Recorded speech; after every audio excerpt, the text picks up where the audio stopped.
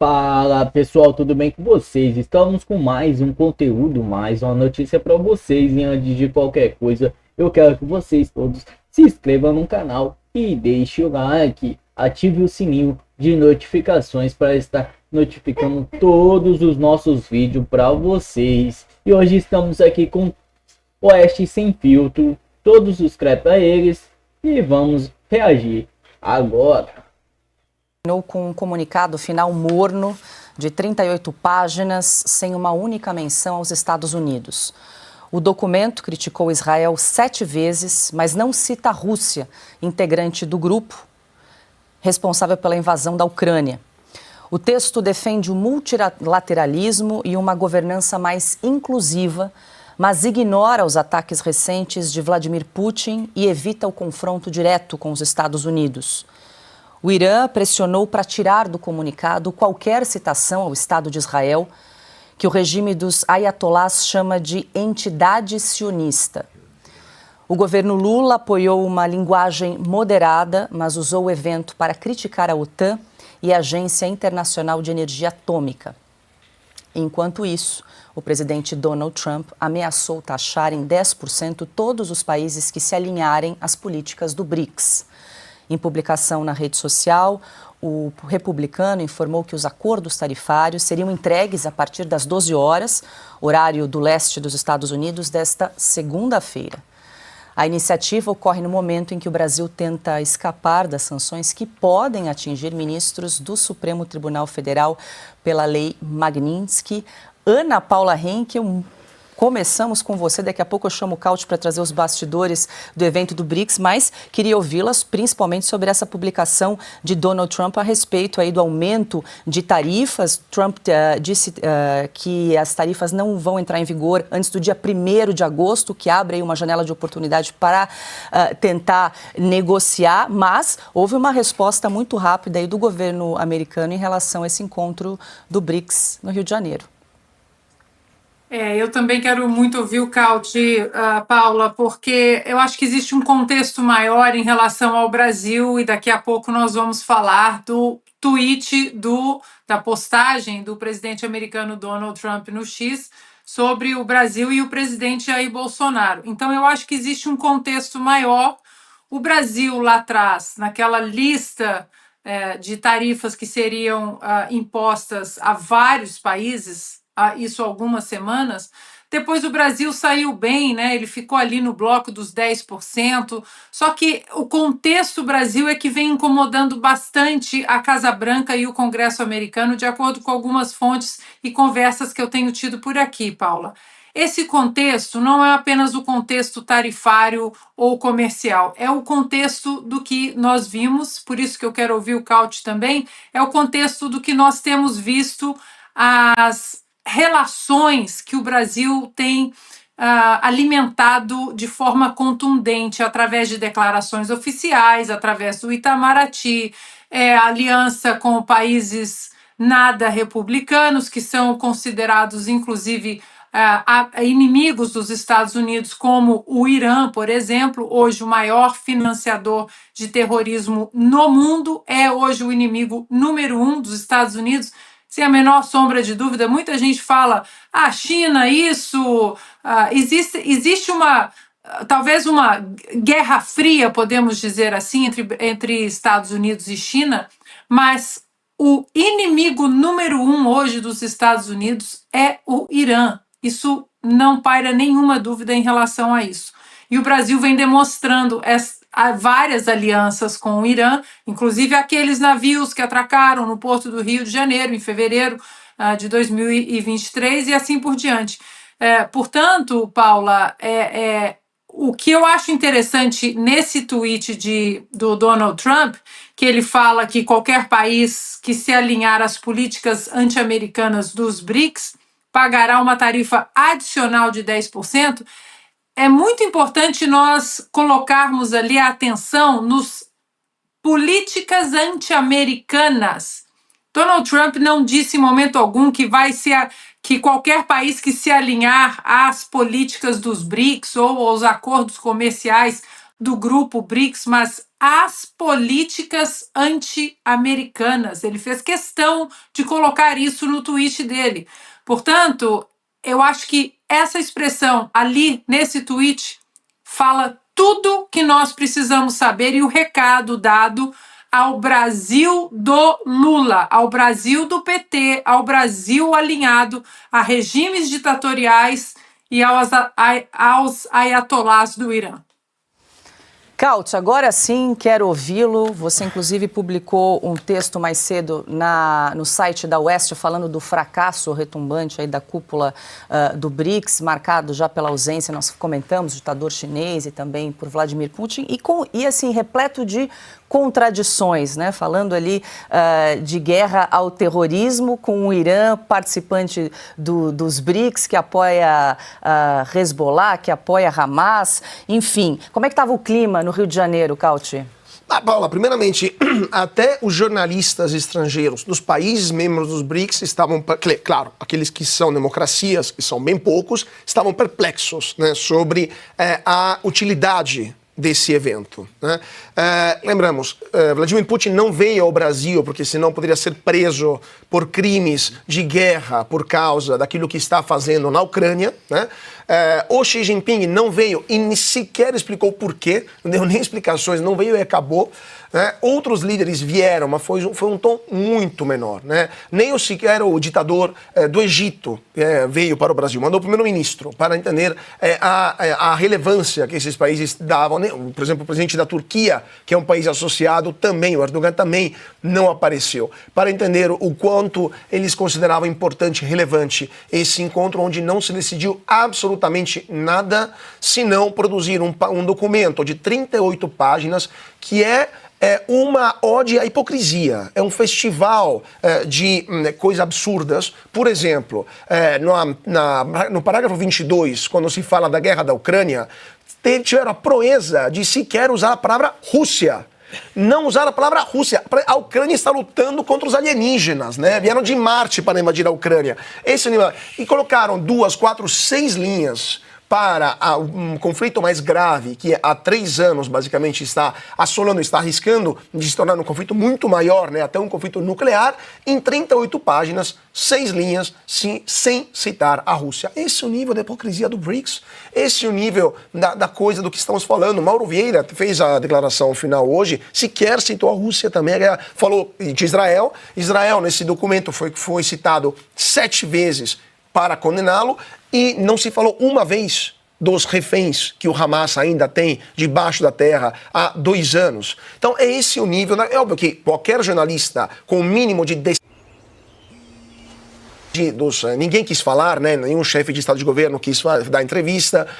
O Lula, né, deu essa entrevista hoje somente para jornalistas muito amigos, as perguntas, eles que escolheram quem podia fazer ou não fazer. Então, assim, foi tudo muito bem organizado para evitar qualquer tipo de... E mesmo assim, houveram perguntas que deixaram ele, porque, obviamente, os jornalistas que querem manter dignidade fizeram, colocaram ele em desconforto. Mas só para a gente terminar, para o nosso público entender. O Lula fala sempre de uma nova ordem internacional, uma nova ordem mundial, uma nova ordem financeira. Mentira, não existe, e o BRICS não vai construir uma nova ordem internacional junto com ditaduras como o Irã, ou como o Egito, ou países que estão massacrando o seu próprio povo, como a Etiópia. Você acha que Cuba, vindo para o Rio de Janeiro, vai agregar alguma coisa para uma discussão de uma nova ordem internacional? E não existe também uma nova ordem financeira que o Lula quer. Porque fala, não, porque os BRICS agora tem um novo banco dos BRICS. Mentira! O banco dos BRICS não publica um balanço desde que a Dilma chegou no banco. Desde 2022 não publica balanço o banco dos BRICS. E o banco dos BRICS, para financiar os projetos infraestruturais nos países membros, usa o dólar. Eles ainda usam dólar, não conseguem ter o uso da moeda comum. Então não serve para absolutamente nada, senão para dar um salário suntuoso para a ex-presidente Dilma Rousseff, que assim acabou qualquer problema financeiro, e para tentar usar isso como arma da China para tentar influenciar mais as economias nacionais. Mas de janeiro até junho desse ano, entrou na Bolsa Brasileira mais dinheiro do que o Banco dos BRICS em mais de uma década investiu no Brasil. Mais de 5 bilhões de dólares entraram no Brasil em 6 meses e o Banco dos BRICS investiu isso em uma década. Então, perfeitamente inútil. Então é isso. É mais uma perda de tempo, 2 dias de férias no Rio de Janeiro e muito dinheiro público torrado e jogado fora. Ponto facultativo, sexta-feira e hoje no Não, Rio de hoje Janeiro. foi feriado, nem por hoje foi feriado mesmo. Entendeu? E Tudo o aeroporto parado no Rio Santos de Janeiro. Dumont fechado. E só um detalhe, né? O Lula, você falava de Cuba, mas o Lula foi almoçar com o ditador cubano hoje. Miguel Díaz-Canel, hoje. E Cuba deve 1,2 bilhão de dólares para o Brasil. Lá daquele porto da dona Dilma, o porto de Mariel. Até hoje, nem o lastro da dívida, que era em charutos, Cuba mandou para o Brasil até hoje. Mas foi recebido para um almoço. É o que o Cauti disse. Cuba faz parte do... É associada. País associado. Não O que é... é isso? Quer entrar, Que mas não ainda tem não... dinheiro Há pra pagar há uma fila. Não tem dinheiro para pagar a mensalidade. Isso, não tem dinheiro para pagar a mensalidade do clube, mas fica ali na fila. Tá certo. E o Lula, evidentemente, que se dependesse dele, ele colocaria lá, né? A lista é grande, Venezuela, Cauti, entre as ditaduras pelo mundo, pelo planeta.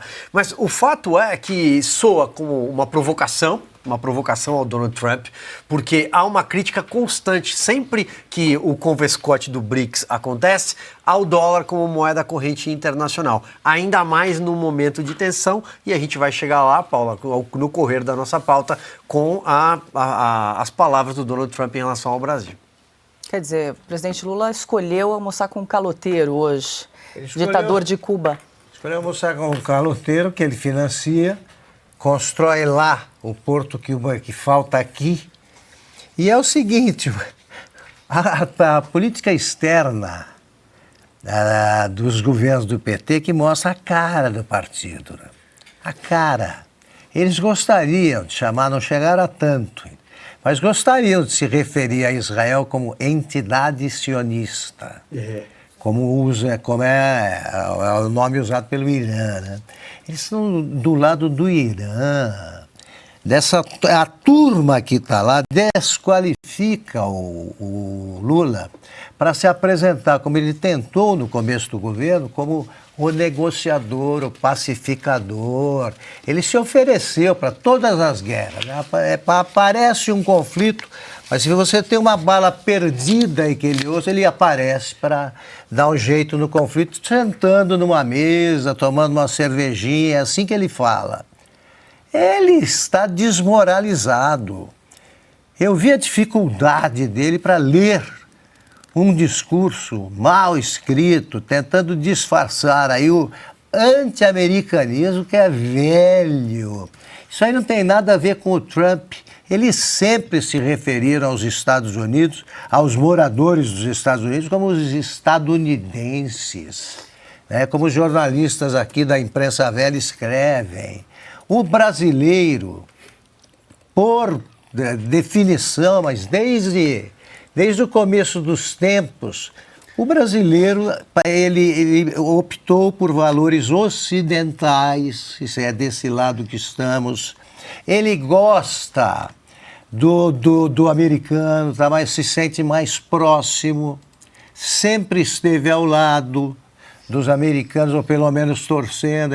É o cinema que faz isso, sim, mas milhões de crianças aí torceram pela cavalaria americana chegando, né? Na hora do aperto recorre-se aos Estados Unidos, e eles querem mudar isso para botar no meio um sujeito que proíbe mulher de andar desacompanhada, né? Pelo menos de um desconhecido. Sim. Que tem que andar coberto, com a mecha de cabelo ali, da prisão, pena de morte. Eu acho que o brasileiro vai se entender com essa turma. E como é que ele se sul, norte, eu nunca sei o que eles falam. Sul global, né? Sul global, sul, sei lá o que é isso aí. Sul global. Eu só sei o seguinte, com essa turma eu não quero conversa. A política do Celso Amorim pelo menos me dá essa referência. Eu não preciso estudar muito os assuntos. Só pergunto, de que lado está o nosso pintacilgo do Planalto lá? Está do lado desse aqui, ó. Essa turma tal que está nos BRICS. Então, olha, tô fora, tô noutra. E essa turma é tão irresponsável que entrega o dinheiro que eles não têm para Dilma gerir. O que você pode esperar dessa turma? E esse pensamento, Augusto, só para seguir o fio, isso é típico, são fósseis, né? São fósseis políticos. Isso é muito jurássico. O Lula, cada vez mais perdido no labirinto da sua insignificância, ele não aceita a decadência que se encontra, o processo de decadência política total, o isolamento, o ostracismo, ele não aceita isso. E a política externa do PT, sobretudo, é uma política que envelheceu mal, caducou e que se recusa também à luz da realidade. Ela nasce com Marco Aurélio Garcia. Aliás, o Marco Aurélio Garcia é precursor nisso em relação até ao Celso Amorim. Mas que o Marco Aurélio Garcia, o Marco Aurélio Top, ele morreu já. Mas isso nasce no Departamento de História da Unicamp, conhecido Marco Aurélio Top pelo gesto obsceno que fez quando do acidente, Paula, do voo da TAM, né, que é 17 de 7 de 2007, é o TAM 3054, morreram 199 pessoas aquele Airbus que varou a Washington Luiz em São Paulo. E ele faz gestos obscenos, isso é transmitido e fica conhecido como Marco Aurélio Top. Mas ele é precursor dessa política internacional caduca. E o Celso Amorim, que ainda está em atividade e prefaciou um livro do Hamas, vejam vocês, o Celso Amorim é quem deu continuidade, Augusto. Mas isso é tudo tão velho, isso é tudo tão antigo, e o Lula não aceita que ele envelheceu, ele não aceita o labirinto dessa insignificância. Isso sem falar... Fala, pessoal, tudo bem com vocês? Eu tô lendo uma noticinha aqui no final do vídeo, Conexão Política, o site que traz a verdade ao povo. Coerência máxima. Lula acusa Trump de interferência, mas já interveio em casos internacionais e recorreu a organismos externos. O presidente brasileiro defendeu Kirchner na Argentina, deu auxílio à ex-primeira-dama do Peru, buscou o apoio da China para regulação digital e apelou à ONU quando foi preso.